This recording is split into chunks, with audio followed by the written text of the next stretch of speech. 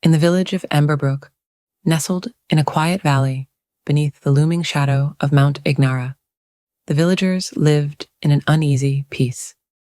Legends spoke of Ignis, a spirit who dwelled within the mountain, cloaked in flame and smoke, feared for his power to ignite chaos whenever he wished. Yet Ignis himself had never descended into Emberbrook, never once stepped foot in the village. At the heart of the village was young Arden, curious and headstrong.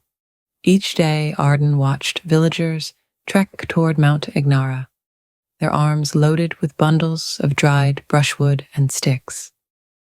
They whispered nervously among themselves, casting wary glances toward the mountain's smoky peak. "Why do we bring brushwood to the mountain?" Arden asked Elder Silas one day. Silas looked gravely at Arden, wrinkles deepening on his thoughtful brow. "It is tribute," he answered softly. "We hope Ignis will spare us if we appease him." Arden was puzzled. "But has Ignis ever come down to threaten us?" Silas shook his head. "He does not need to. We fear what he could do, so we carry brushwood, hoping he stays content with small fires." Unsatisfied, Arden decided to seek out Ignis himself. Early the next morning, he left the village, determined to confront this mysterious spirit who held Emberbrook captive with unseen chains. As he climbed the steep slopes, Arden noticed small fires smoldering along the path, each fed by the very brushwood the villagers brought. At the mountain's summit, Arden stood before Ignis, a swirling figure of flame and smoke, fearsome yet oddly passive. "Why do you torment our village?" Arden demanded boldly. Ignis laughed, his voice crackling like burning logs.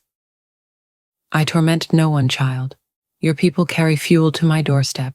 I merely light what they provide." Arden stepped back, stunned. "You mean, if we stopped bringing brushwood, then my fires would cease?" Ignis finished simply. "I possess no power beyond what you freely give." Descending swiftly, Arden returned to Emberbrook, his revelation burning brighter than Ignis's flames. He gathered the villagers in the square.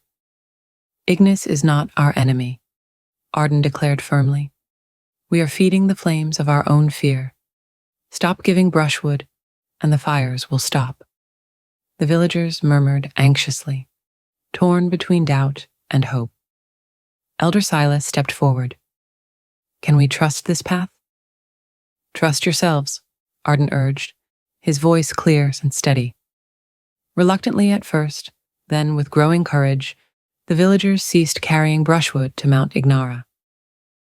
Days passed into weeks, and slowly the fires atop the mountain dwindled and finally extinguished altogether. As peace settled firmly upon Emberbrook, Arden realized the true journey was within. Ignis had only shown him what he'd known deep down. The power to ignite fear or extinguish it lay solely in their own hands.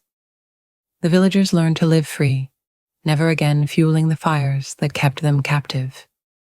And Mount Ignara, silent and cool at last, stood as a quiet reminder of the fires humanity chooses and those it leaves unlit.